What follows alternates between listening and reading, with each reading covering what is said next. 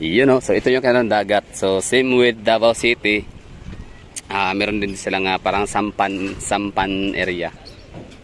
Sahaya, sorry. Sahaya is ano ha, yun yung tawag sa mga bahay ng mga badyaw na nakatayo sa gilid ng dagat. Sa ibabaw ng tubig ng dagat sa gilid. So, Sahaya type. You know, yan ang tinatawag na Sahaya type. Pag sinabi Sahaya type, it's a tribal houses ng mga badyaw. Pero di ko sinabing mga badyaw nakatira dito ha. Siyempre, Sahaya type, kaya sa tinawag na Sahaya type. So, para siyang bahay ng mga badyaw. So, maraming ganyan din sa Davao City. Halos lahat ng, hindi ba lahat ng coastal. So, magmula doon sa may ano, I don't know sa Torrent kung meron ba. Basta, ang pinakauna kong makikitang Sahaya type nung sinakay ko yung, pinangka ko yung mula sa Bangkal, papuntang Bangkerohan River. May nakita kong Sahaya type sa may Bago Shiro ba yun? Basta Bago Playa area. Tapos yun sa kilometer 11, 12, 13, 14, 15 all the way to Lasang. May mga area dyan na may maraming ganyan. So tubig, malinis ba? Yes, malinis ang tubig nila, no? Wala kang makikitang lumulutang na basura, hindi ka makakamoy ng amoy burak. So ang naamoy ko dito yung usok ng ano, parang grilled ano yan lechon ng manok. Tapos dito syempre may mga basura yan, oh. May mga basura yan. Diba? So that's the indication, no?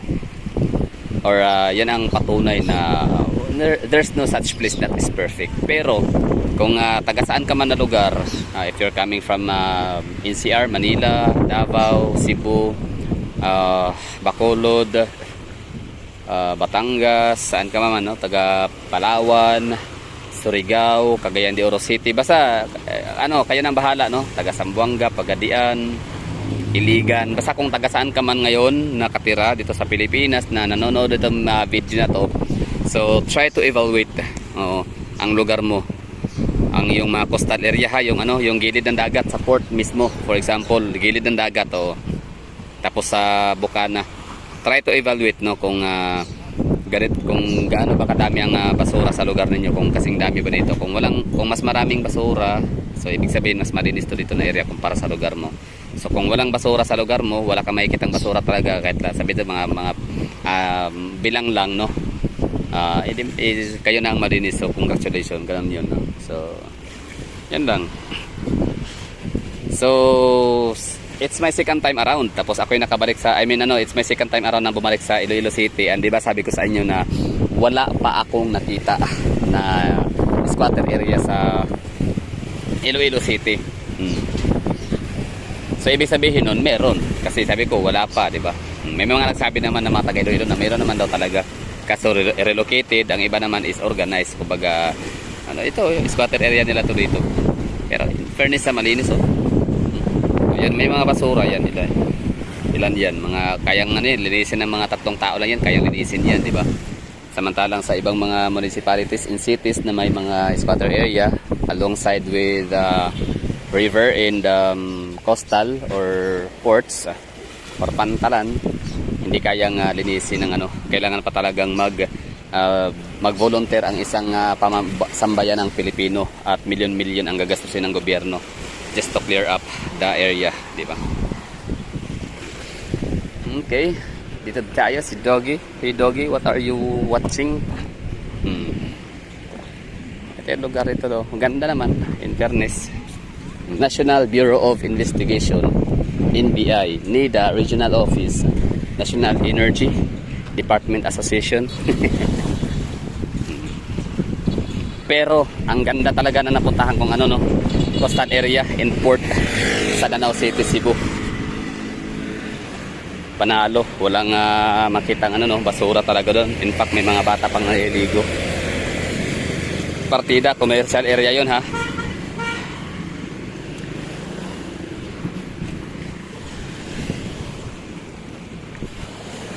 Maraming mga establishments and residences sa lugar. Pero wala kang makitang basura, mga lumulutang na plastic wrappers in mga solid waste materials. Ito pala yung Fort San Pedro. Puntahan natin. Andito lang din naman na tayo. I-vlog na ho natin. So ang tapat pala nito, ang harap ay Guimaras Island. Yan, ang ganda ng Guimaras. So Guimaras Island is like Davao City and Island Garden City of Sama lang pala, no? And Guimaras Island in the Iloilo City is just like Davao City in the Samal Island, no? Maliban sa mapa na nasabi ko na yan minsan, no? Kung titiin mo sa mapa, almost the same yung kailang situation, yung kailang formation. Facing lang silang dalawa. Pero di hamak yata na mas malapit si Guimaras kaya Davao. Ay, sorry. Mas di hamak yata na mas malapit si Guimaras kay Iloilo kumpara kay Samal Island papuntang Davao. I don't know, di ako sure. O, di ba? O, mga housing, I mean mga bahay-bahay. I don't know kung squatter area yan sila dyan, pero or informal settlers. Pero in fairness, di ba? Ang linis ng lugar nila, oh. Di ba? Yan ang sinasabi ko sa inyo one time na ako nagpuntang port nung nagpahatid ako ng padjak para sumakay sana ng fast craft papuntang Bacolod City. Yan nga, kaso nga lang ay di ako nakasakay, naiwanan ako ng pinaka last trip, kaya ang ending naglumangas port na napakalayo. Okay na naman sana yon kahit napakalayo ng lugar, basta na-enjoy ko na sana yung biyahe kasi ganun ako eh. Walang malayo sa akin as long as mag-i-enjoy. So yung time na yon di ako nag-i-enjoy kasi nga gabi, paano mo i-enjoy yung view, di ba? So yun, in fairness, yan pa, parang mga slum area, no? Squatter area or informal settlers, but still malinis yung kapaligiran nila. So yun lang, no? So sabihin nyo na tawag na ito, akala ko ba malinis ang Iloilo City, bakit may mga squatter area, bakit may mga basura nakalutang doon? As I've said, yung basura doon na nakalutang, kahit isang tao hanggang 3 katao lang kaya nang linisin yung mga lumulutang doon, no? So ngayon, ikaw na magsasabi niyan. So ngayon, sabihin mo sa akin lugar mo kung taga-saan ka, and then i-evaluate na kita. Ako na yung bahala nga mag-evaluate. Kasi pag galing yun sa iyo, maaaring bias ka. Maaaring magsisinungaling ka na, o diba?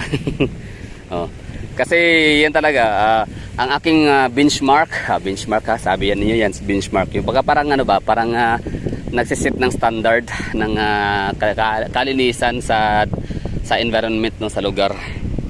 Yung cleanliness is next to godliness. So, yan ang unang-una, Davao City. Hanggang sa ako'y nakapunta sa Iloilo City, so talagang nakahanga, malinis. Iloilo City, tapos pangatlo ay Marikina. Yan, so San Carlos City di ko masabi kasi although di naman ako hindi na naniniwala o hindi kumbinsido, pero syempre para sa akin, ako yung tipo sa tao nga na to see is to believe. Kumbaga ginagamit ko lang as ideya, no? Or parang ideya, or meron akong konting clue tungkol sa mga komento ng mga tao. Yan lang. Sana may buhat ko eh. Alkansya.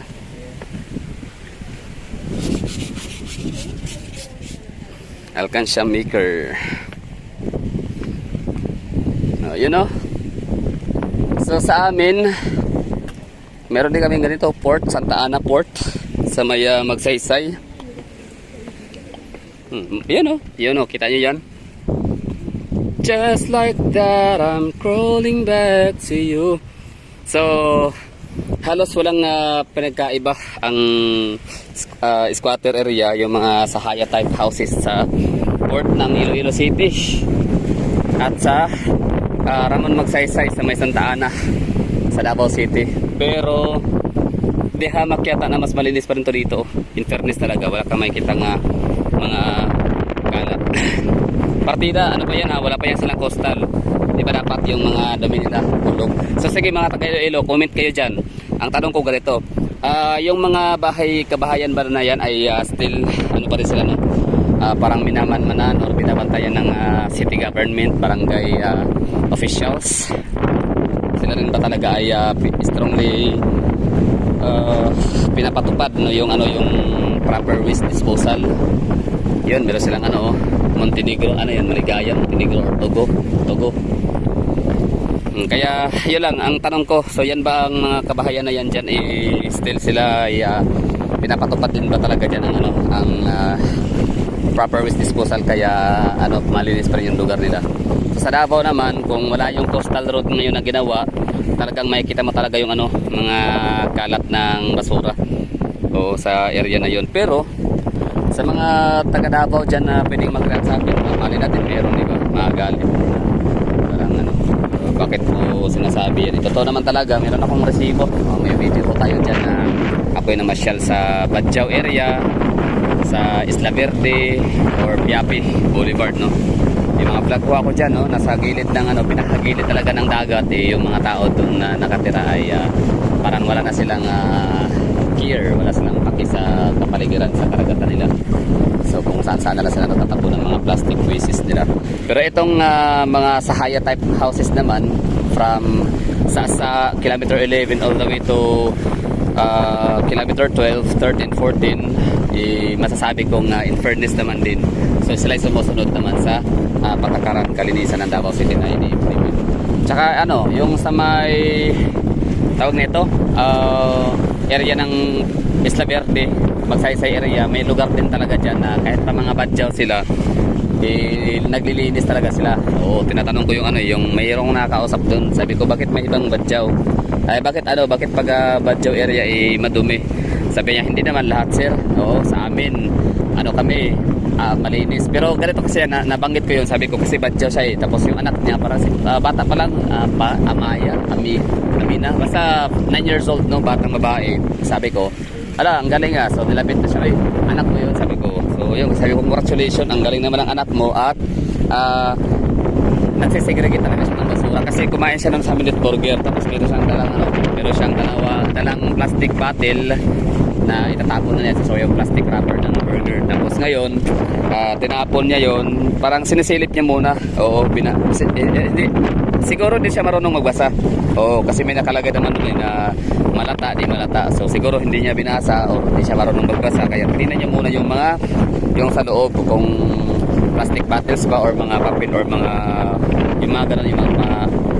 disposable or recyclable materials ba.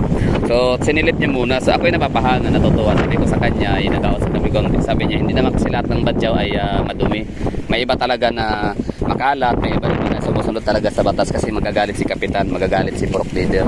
Oo, meron kaming leader, magagalit pag kung saan lang magtatapon ng basura. Yun lang. Sa kuya dito, Ming Street, Gimaras. Yun ang wala sa Davao, yung mga passenger ships.